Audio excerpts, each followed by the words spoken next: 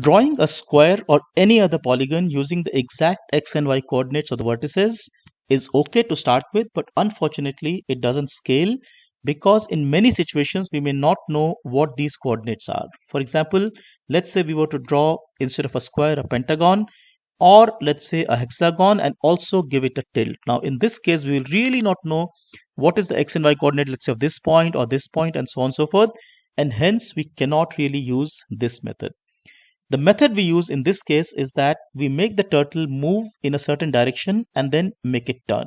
The idea, like I said, is to make the turtle go to initial position, make it move forward, and then turn by a certain angle. Now in case of polygons, there's a well-known result that the exterior angle is given by 360 by n, where n is the number of sides. So what we do, for example, to draw a square, we make it turn by 90 degrees.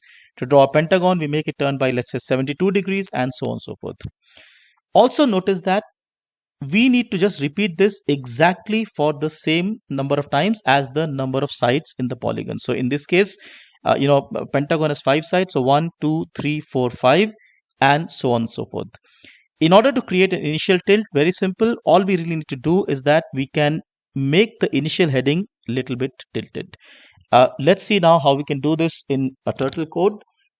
So I come in here and I say, okay, t dot, so I've already given a pen up, I just make the turtle go to the initial position, let's say. So I go and say, for example, minus 100, minus 100, put the pen down, I set the initial heading,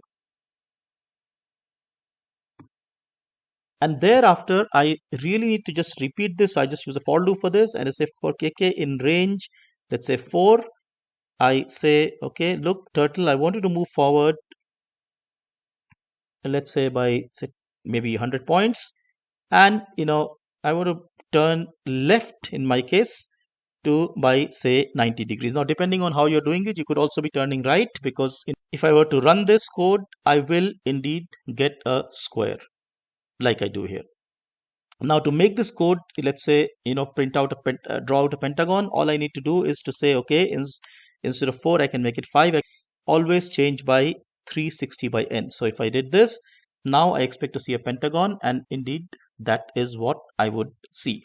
Like I said, we can make a variable here. Let's say n sides could be, maybe, let's say, let's try, say, 8-sided figure. So we get an octagon, and I say, instead of 5 here, I say n sides, and also over here I say turn left, let's say 360 divided by n sides. Now this code is very general. If I were to run this now, like I said, n sides is 8, I'm going to get an octagon.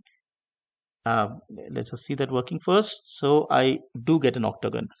Now, like I told you, if I want to create an initial tilt, I can choose to not do, say, 0 degrees in the beginning. Maybe I can say 20 degrees.